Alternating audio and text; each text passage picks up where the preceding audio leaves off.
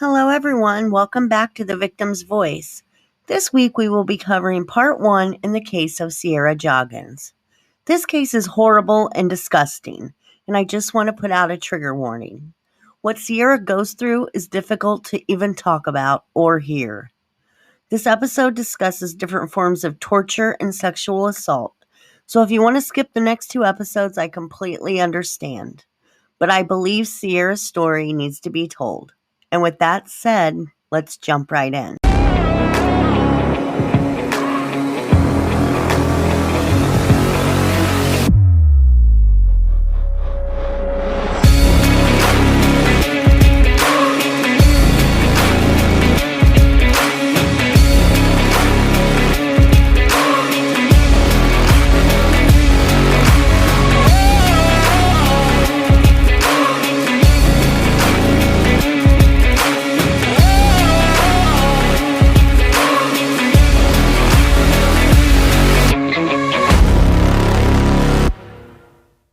Terror hit a small town when a 21-year-old college student who was riding her bike around her little farming community on a beautiful summer day disappeared a half a mile from her house, leaving behind her bike and sunglasses on the side of the road.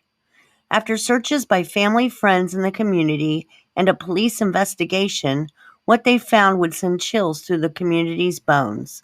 It was something you would expect to see in a horror movie, but not in a quiet community in Ohio. This is the story of Sierah Joughin. Sierah Catherine Joughin, known to her friends and family as C, was born February 11, 1996, in Sylvania, Ohio, in Fulton County. Her father, Tom, had a daughter from a previous relationship.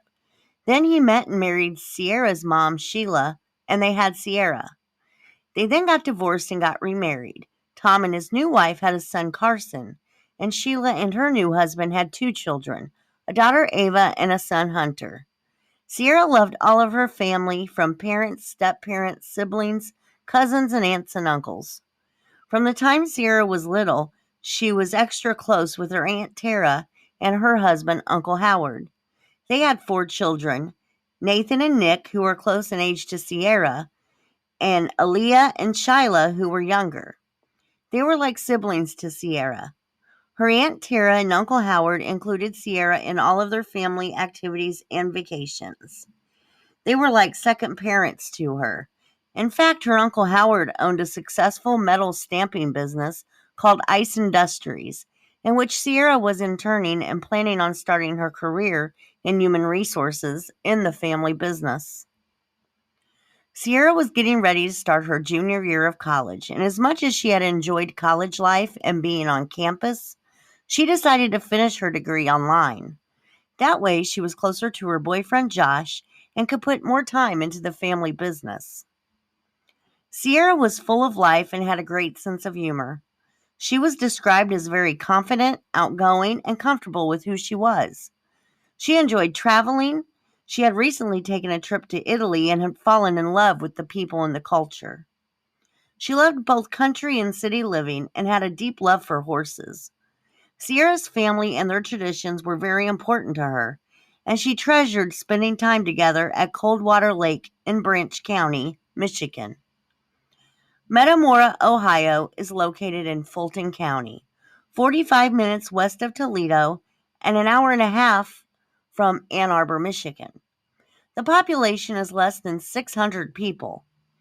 During the summer, all you see for miles on end are rows of 7-foot corn stalks lining the country roads on either side of you. Fulton County is set up sort of like a grid. You have county roads 1 through, etc., all 1 mile apart.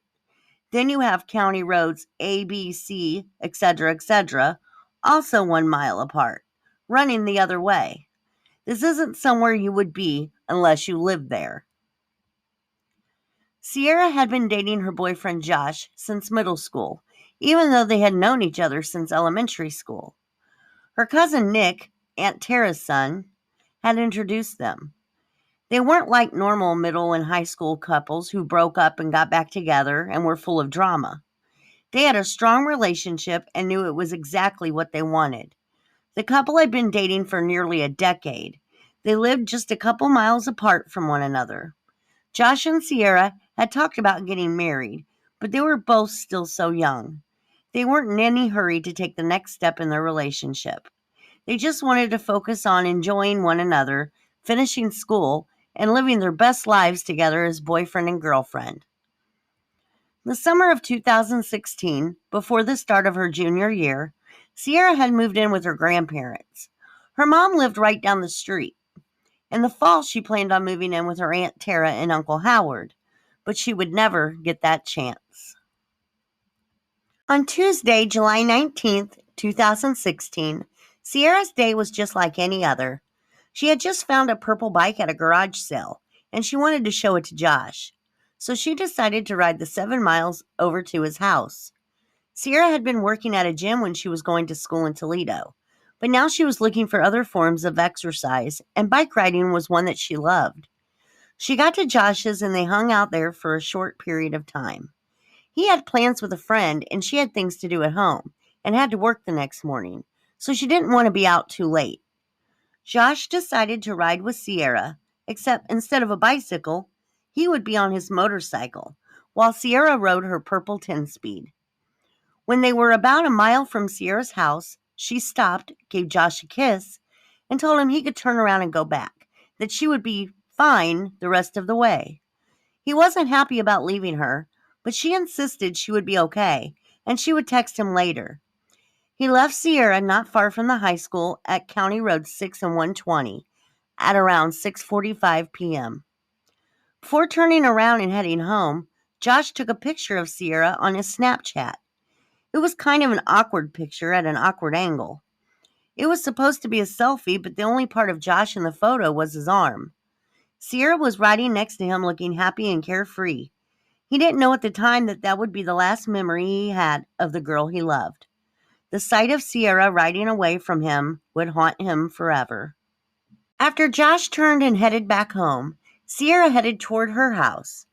She was enjoying the summer breeze blowing through her hair as she pedaled along the corn stalks, all in a row down the quiet country roads. She had rode her bike many times up and down these roads. She passed a van, passed a jogger, and waved to some people that were outside doing yard work. She had no idea that something sinister was coming around the corner. Josh didn't hear from Sierra the rest of the evening. He texted her a few times, but got no answer. He thought she must just be busy. At around 10 p.m., however, he called to tell her good night, but got her voicemail. It was unlike Sierra to not answer her phone, and even more strange that her phone would be off. He tried a few more times, but every time it was the same, straight to voicemail. Sierra's mom pulled into the driveway of her parents' house at around 9:30 p.m. The first thing she noticed was that Sierra's bedroom light was off. She thought this was odd since Sierra was usually home by this time, but never went to bed this early. She thought maybe she was still hanging out with Josh, so she ignored the worried feeling that she had until she got a call from him at 10:30 p.m. asking if Sierra was home. Her heart sank. This is when Sierra's mom and Josh became frantic. Had Sierra ever made it home from the bike ride? Where could she be? He had left her that evening about a block from her house. What could have happened in the short distance from there to her house? Right away, Josh and Sierra's family started looking for her. All the scenarios started running through their heads. Did she get hit by a car? Was she lying somewhere hurt? Around 11:15 p.m., when they had not found Sierra on their own, her mom made the dreaded call to 911 to report her missing. The search for Sierra immediately started. She had been missing more than 4 hours at this point. Josh gives authorities the Snapchat photo he had taken just a few hours earlier to show them what Sierra had been wearing. The police set up a command post at Evergreen High School, about 3 miles south of where Josh had last seen Sierra. Search teams went out along with police deputies and started searching along the route Sierra would have taken had she made it the rest of the way home. At 12:03 a.m. on what is now July 20th, a deputy is driving and notices something. It looks like some corn had been knocked over. When he pulled over to check it out with his spotlight, he noticed an overwhelming smell of gasoline. Then he sees it. First a reflector, then Sierra's purple bike. It was near the intersection of County Road 6 and County Road T, a half a mile from her house. It was about a couple feet off the road, stuck inside some rows of corn. The weird thing was that the bike wasn't lying down. It was standing up in the front, facing out, almost as if it had been backed in. The corn around the bike had been trampled on like there had been some kind of struggle taking place there. The first thing searchers noticed was a pair of sunglasses lying close to the bike. They were Sierra's. There was also blood on the handlebars of the bike and on the seat. There were also motorcycle tracks that were heading north and a green sock. Police take into account everything at the scene and come to the conclusion that everyone had been fearing, but hoped they were wrong. Sierah had been abducted. The police tried to ping Sierra's cell phone, but of course that ended in no results because the phone had been turned off. They remembered seeing that Sierra was wearing a Fitbit in the photo Josh took, so they thought maybe they could get some information from that. But come to find out, her Fitbit was not working, so they were back to square one. The news of Sierra's abduction had spread all over the area. The town of Lyons, where Sierra lived in Fulton County, only had a population of about 600 people. At least half of those people joined in the search for Sierra.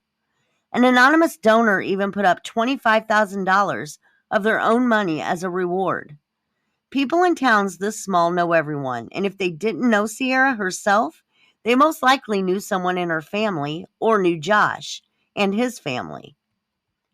The amount of volunteers, searchers who were out in the corn searching freed up the police officers so they could go and question people that lived around the area. The Ohio BCI and the FBI also came to the scene. It's very unusual for the FBI to jump in so early on in investigations, but Sierra's family was happy that they did. There were also helicopters hovering over the cornfields all day and night, looking for anything that would give them a clue to where Sierra was. They used drones and infrared technology. They even called in a specially trained dog from somewhere else in Ohio. Over 50 firemen could be seen walking the fields of corn, looking for anything that could be tied back to Sierra. It seemed like authorities were going full force in their efforts to find the missing girl. Around 3 p.m. on the 20th, 16 hours into the investigation, Josh told the police that he had seen a suspicious large white van near where Sierra's bike had been found. He said it would slow down, but when he followed it, it would speed up. Josh was able to give police a partial license plate number. It came back to a woman. She said she thought someone was trying to run her off the road. The van was searched, and the police used Blue Star to search for any signs of blood. They didn't find anything, and the woman was eventually cleared. Law enforcement held their first press conference on the 20th at 4 p.m. They didn't have much to update, but they were sure they would find Sierra. They looked closely at Josh because of the motorcycle tracks at the scene. They seemed to think a motorcycle was involved, and Josh did ride a motorcycle. They searched his truck, his house, and examined his motorcycle, but found nothing. Josh was being completely cooperative and was certain that they had parted on good terms. He said he loved Sierra and would never, ever do anything to hurt her. The police quickly ruled out Josh and let the public know that he had been cleared. On the 21st at 8 a.m., it was already ridiculously hot outside, right around 100 degrees, but at least 100 people showed up to search. All they cared about was finding Sierra. People stood at intersections and held up signs that said, "Help find Sierra." Others flagged down cars and asked the people if they had seen her. Other people searched on foot, trampling through corn and soybean fields, looking in barns and outhouses and anywhere else that they could think of. Helicopters once again were flying over. More tracking dogs had been brought in, looking for scent trails or human decomposition. The search expanded from County Road 4 to County Road 8. This is 2 miles in either direction from where they had found Sierra's bike. This whole area is farmland. The Red Cross had come in and set up a command post to keep the searchers hydrated and fed. The police held another press conference on the afternoon of the 21st, but it was basically just a formality. They really didn't have much to give the public since nothing had been found yet. They did ask people to check their security footage from the 19th and let them know if they saw any sign of Sierah or anything suspicious.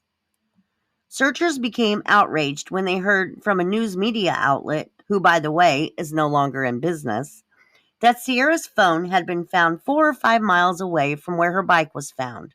If this is true, why are they all wasting their time searching in the 2-mile radius around where her bike was found? Had they been wasting their time that is so precious in a missing persons case? Every minute counts. This news outlet also said that the police were labeling Sierra's disappearance as suspicious, but not as a runaway or an abduction. The police had just finished a press conference and had not told the public any of this. So where was it coming from? Josh's aunt took to web sleuths to correct the incorrect information that was given by the news outlet. She said what the outlet was putting out there were lies. Sierra's phone had not been found, but police are refusing to call this a kidnapping at this point and are getting upset when the word is used. I'm not sure what they would call it when a grown woman disappears and her bike is found tucked away in a cornfield. If they were trying to not cause a panic, it was too late. People were panicking, and rightfully so. Sierra had not been seen in damn near 48 hours at this point, and they were as close to finding her as they were the night she disappeared. On the afternoon of the 21st, a huge storm came through. The police shut down the searches, which upset a lot of people. These were friends and family members of Sierra, and they didn't care about the weather. They just wanted to find her. Everyone waits for the storm to pass. It eventually does, and the sun starts shining. Everyone is anxious to get back out and start searching some more. But the search is never continued. They tell everyone to just go home. No one can understand why they are no longer looking for Sierra. The night of the 21st, police hold a third press conference. This one is to answer any questions the public might have. A reporter asked about a specific barn in the area, and the police replied with, "No comment." When they asked if they had any persons of interest, they were given the same answer, "No comment." They then asked if Sierra had been found, and once again was answered with, "No comment." If they had not found Sierra or something related to her, why wouldn't they have just said no? Why no comment? Same with the barn. If there wasn't a barn in question, the authorities would have just said no, not no comment. Something was happening. Is this why the search was canceled? The next morning, on the 22nd, volunteers are up and ready once again as soon as the sun comes up. They are ready to resume searching for Sierra, but are told to hold off until noon. They are not given a reason why, which angers them. The police had already wasted precious daylight the day before, and now they were doing it again. All of a sudden, everyone's phones start dinging with news alerts. ABC 13 reported that a 57-year-old man named James Dean Worley had been charged with the abduction of 20-year-old Sierah Joughin. He had been arrested at his home on none other than County Road 6. He lived only 5.5 miles south of Sierra on the same road. Everyone knew everyone in Fulton County, but no one knew James. People remembered seeing him here and there, but he had no friends to speak of. What led the police 5 miles down the road when the search had been in a 2-mile radius that didn't include James's house? The community learned that James was charged with abduction in the 3rd degree, which means knowingly restraining another unlawfully and without consent, so as to interfere substantially with his or her liberty. He was held without bond. James lived in a home that had been in his family for years. It was a farmhouse with a big barn on the property. Could this be the barn that was brought up at the press conference? The FBI, BCI, and local police had been at James's property since the night before. They had been there all night searching and into the next day, and still were not done. This explains why the searches were suddenly called off and everyone was left waiting for answers. All who had been searching and others who had not, along with news vans and everyone else, made their way over to the property of James Dean Worley. They stood on the outskirts and watched as law enforcement continued searching for evidence. They watched as an ambulance and several BCI vans rolled up into the driveway. Everyone was left standing around waiting for answers. Authorities made the spectators step back away from the property to prevent anyone recording anything that could be used as evidence later. There were so many people that they eventually put up do not cross tape to keep people at bay. The press conference that had been scheduled for noon that day finally started, and everyone was waiting to hear what was going on and what they had found. They tell the crowd that Sierah still hasn't been found, but they are searching James's property for evidence that she had been there. That's about all they say at this press conference. They had to tell the public something, yet couldn't tell them too much. They tell everyone that they plan to have another update in the next few hours. So people continued to wait and watch the chaotic scene going on at the dilapidated house and barn in front of them. All of a sudden, the crowd sees authorities remove an excavator from the barn. This is a large machine used for removing soil from the ground, especially on a building site. Then they bring out a second excavator. They continue to bring machines and other miscellaneous things out of this huge barn. Then the tent is put up. When a tent is put up, it usually means that something has been found, and they don't want the media or the public to see it. At 5 p.m., the police are ready to give another update to the crowd of curious people. They then announce that they have found physical evidence on the Worley property, but they don't say what it is. They say it's all being sent to the lab for analysis. But the question that was lingering in everyone's minds was soon answered. They still had not found Sierah. They say they have no reason to suspect that she is not still alive. Basically, they haven't found a body or a large amount of blood that would likely be enough to be fatal. The press conference ends, and people are left wondering what they had found. Everyone, including Sierah and Josh's families, are left to wonder, and no one slept that night. They impatiently waited for the next press conference that was scheduled for the next morning at 10 a.m. The next morning, everyone gathers waiting to hear the news. There are news reporters from all over Ohio and news vans as far as the eye can see. However, the podium is empty. No one is there to give an update. Everyone impatiently waits and waits and waits.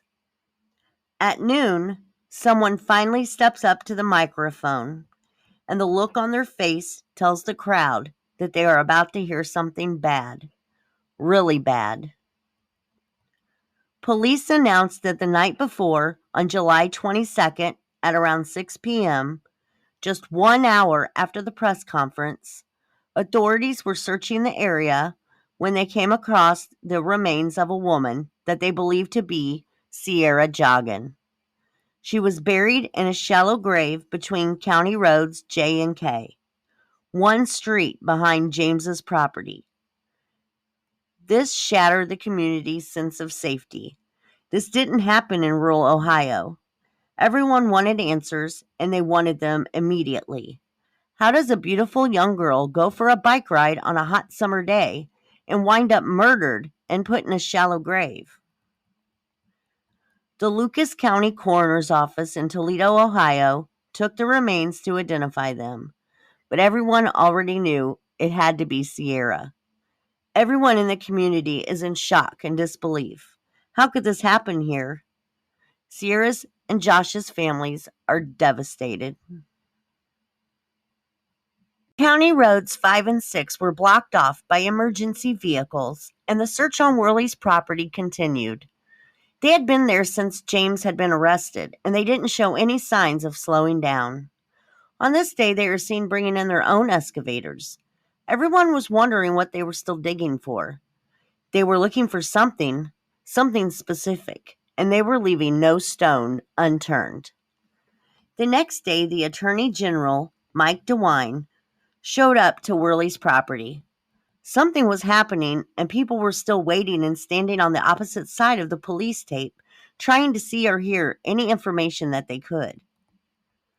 On July 26th, the coroner confirmed what everyone had already knew. The remains that were found were those of Sierah Joughin, and James Dean Worley was charged with aggravated murder. The coroner stated that he believed she died sometime between the 19th and the 22nd. On July 28th, authorities finally started talking about what led them to James and what they had found during their search of his property. It seems that Sierra's bicycle, sunglasses, and sock weren't the only things found in the cornfield on the 20th. There was also a screwdriver, some fuses, and a pair of men's sunglasses. They also said that it wasn't just the motorcycle tire tracks at the scene that led them to believe that a motorcycle had been involved. It was something else that they found.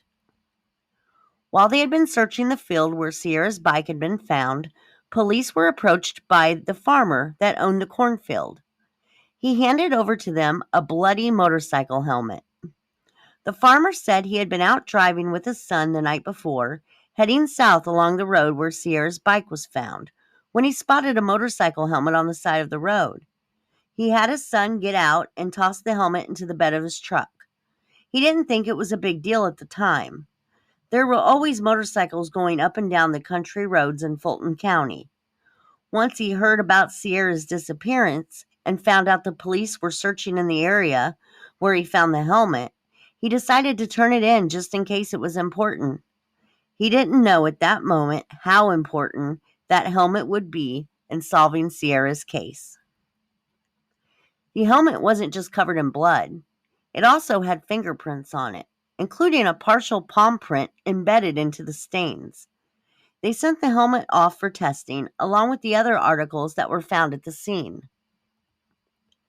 The first test results to come back were from the 2 pairs of sunglasses found at the scene. We know one pair was Sierra's, and the other pair was a man's pair. Both pairs came back with DNA found on both of them. One set of DNA belonged to Sierra. The other pair showed DNA belonging to an unknown male who wasn't in their system. At this point, they had decided to broaden their search to all of Fulton County and go over all registered sex offenders and violent offenders. As they are doing this, one name sticks out to them. It's James Dean Worley. He's 57 years old, a convicted felon, and lives just a few miles away from where Sierra's bike was discovered. Because of what they found from his past, he was now their only person of interest. As they were going around the area to different houses talking to people and searching the area, 4 officers decided to go have a talk with James. He seemed to be irritated that they were even there. The first thing they noticed was fresh cuts up and down his arms and bruises on his legs. They told him that they were questioning everyone in the area so as not to make him think he was being singled out. They said they were looking for a missing woman. The first thing James said to officers was, quote, "I'm not out here killing chicks," end quote. If they weren't side-eyeing him before, they definitely were now. James seemed to have diarrhea of the mouth and continued blabbing to authorities, telling them his motorcycle just so happened to break down earlier in the evening, and when he pulled it off the road, he saw 2 bikes in the cornfield. He says he moved one of them, so they will probably find his fingerprints on it. There was never more than 1 bike found, and it was Sierra's. Authorities figure he made up the second bike to try to confuse them or throw them off. James also told them that he lost his helmet, sunglasses, screwdriver, and fuses, but he wasn't sure where. This information had not been released to the public yet, so James Worley was placing himself at the scene of the crime. And if placing himself there wasn't enough, according to the GPS data from James's phone, he had been in the area where Sierra's bike had been found, and it wasn't just for a few minutes. He had been there for 2 hours on the night of the 19th. James gave them permission to search his house, but he stuck to them like flies on shit. He continued to make strange comments such as, "I haven't raped anyone," and I didn't kill anybody. He even had the nerve to demand that they give his helmet back. As they were searching, they found his motorcycle that he said had broken down. Just like the helmet, it also had blood on it. They tested the blood on the helmet and the motorcycle. The blood on the helmet was a match to James, while the blood on the motorcycle was a match to Sierah.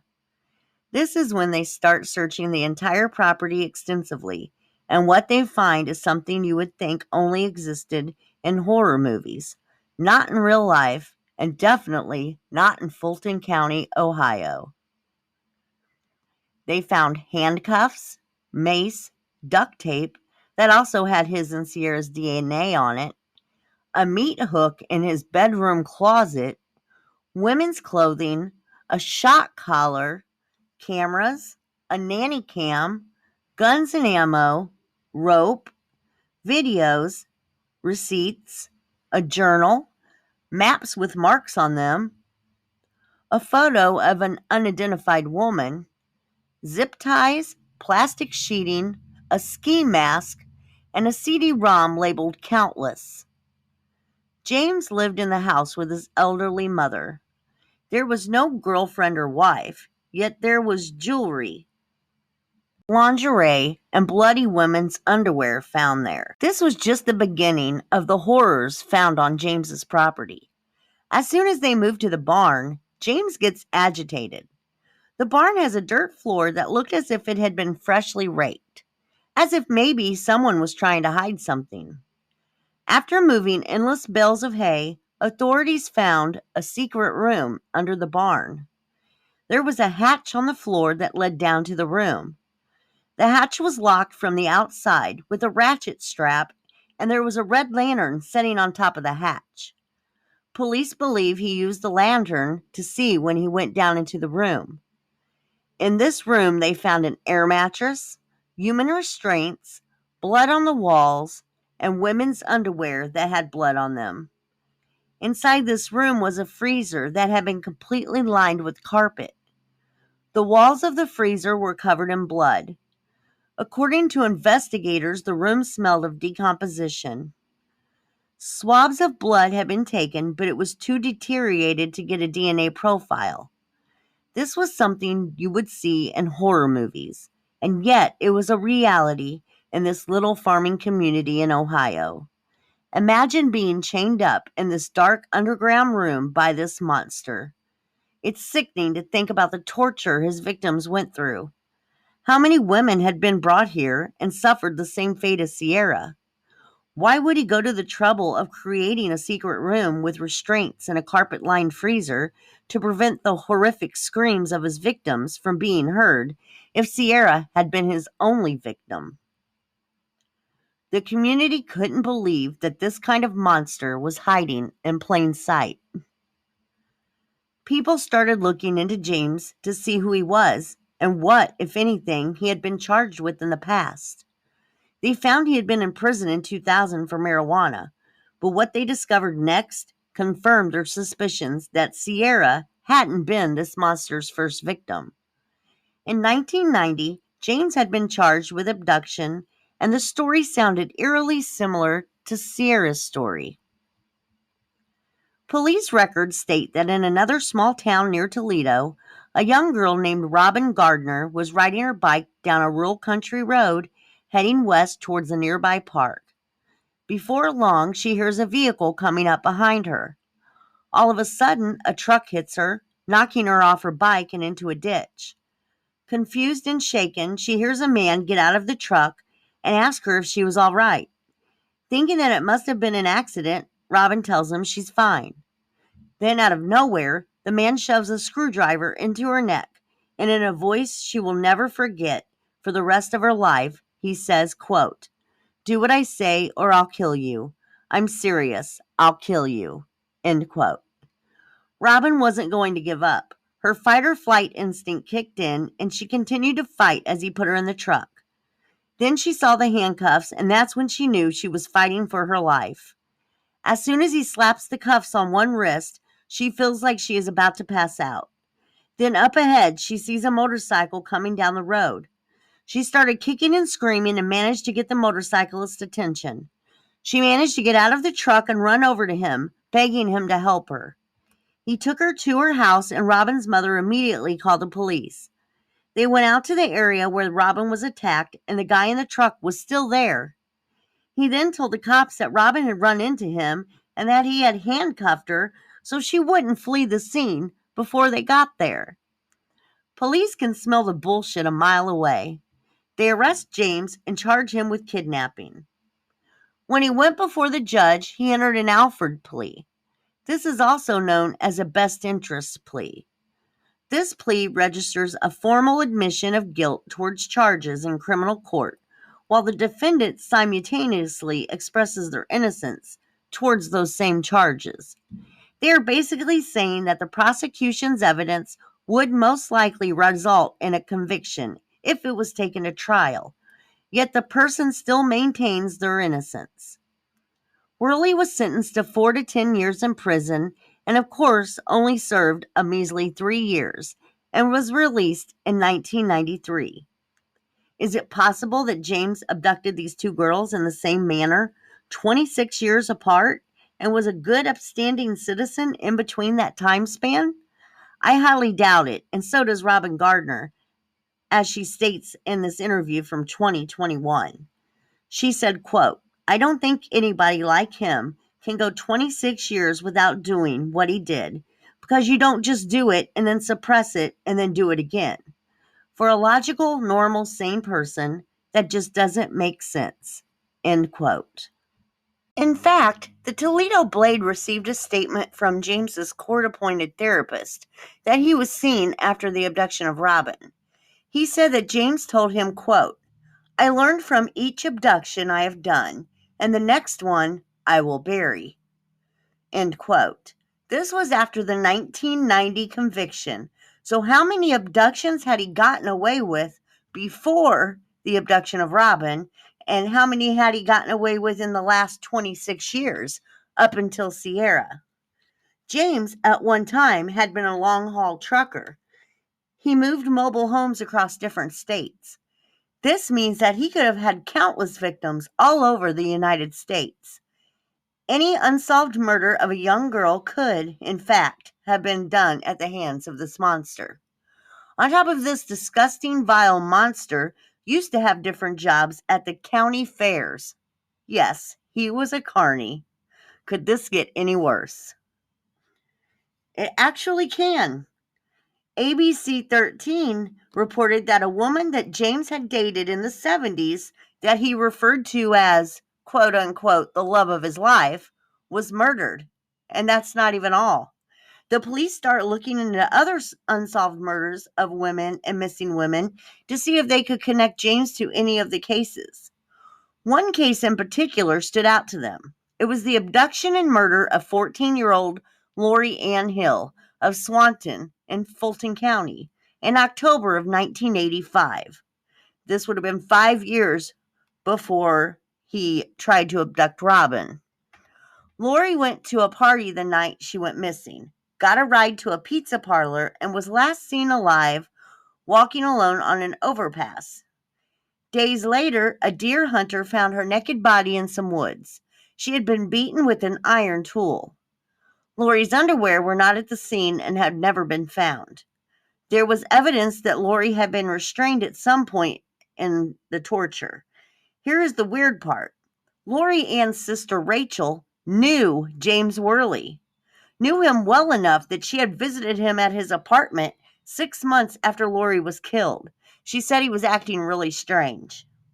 Rachel believes it was Worley who killed her sister because of the evil that oozed out of him, the blood-stained hands, and the fact that he wrote with his left hand were among the reasons she believed this.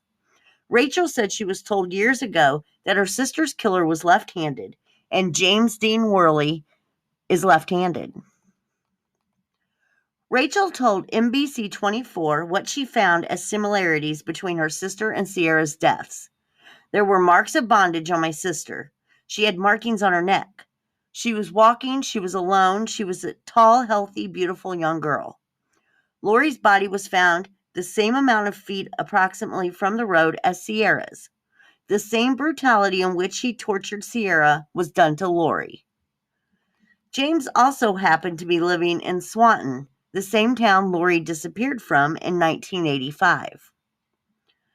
On July 28th, Sierra's family and friends gathered at Walker Funeral Home in Toledo for the visitation to pay their respects and say goodbye to Sierra. The next morning, on the 29th at 11 a.m., Sierra was laid to rest at a private ceremony at Amboy Township Cemetery, where almost 600 people attended to show their love, and the family created a scholarship fund in Sierra's name, hoping to create some good out of the evil that took Sierra from them. Now that they got Sierra laid to rest, they could focus on getting her justice and making that evil monster that took such a shining light from the world pay for his actions. On July 29th, according to the New York Post, James kept video evidence of Sierra's abduction and subsequent torture and murder. There were several videos collected from the property during the search, so for them to say this must mean that they know something. If he recorded Sierra, how many other videos did they find of different girls? James was very paranoid about what he had on his property. He once chased a couple of boys 300 yards to a neighbor's house after catching them sneaking around his barn. They said they were terrified of him. He also called 911 because he had seen 3 lights in the sky in the shape of a triangle. He did not want anyone to find out his secrets. According to the Toledo Blade, there had been other 911 calls made by James. He had called once over a domestic disturbance with his brother, who lived in a trailer on the property. James told dispatch that his brother was off his meds and trying to kick his door in. Another call to the home came from a nurse practitioner calling 911 because she suspected that James was abusing his mom. She had been taken to the ER because of a fall, and the nurse practitioner noticed how he talked to her, which apparently was not in a nice way. How did Sierra end up in his little shop of horrors? Did he pretend to be having trouble with his motorcycle and she stopped to help him? Or did he knock her off her bike and attack her like he did Robin all those years ago? What happened when she got to Worley's barn? There was a lot more found on his property than what the media let on to. Some people from Web Sleuths got a hold of the search warrant documents, and what we learned from those is worse than anything we could have ever imagined. They found more evidence at the crime scene than they had let out earlier on in the investigation. There was a lot of blood at the scene. They had taken swabs from the corn stalks and from leaves. They found 3 guns on James's property in the house. They found a Smith & Wesson 915, which is a semi-automatic pistol. This gun can hold 15 rounds in the magazine and 1 in the chamber. The next gun was a CBC 22 LR, which is a rifle. The third gun was also a rifle. It was a New England FA single-shot break-open. They found a shoe charm in the crawl space of James's house. A shoe charm is something usually little girls put on the laces of their shoes to decorate them. You don't see them a lot anymore, but they were popular around the late 80s, early 90s. The only female that lived on the property was James's elderly mother. There were no children, so where did this shoe charm come from? Police took some swabs to test for DNA on the charm. They then moved on to the horrors of the barn. They took carpet samples from inside that freezer in that hidden room, but we also found out there was a seat in the freezer that they also took carpet samples from. The entire freezer was lined with carpet, including the seat.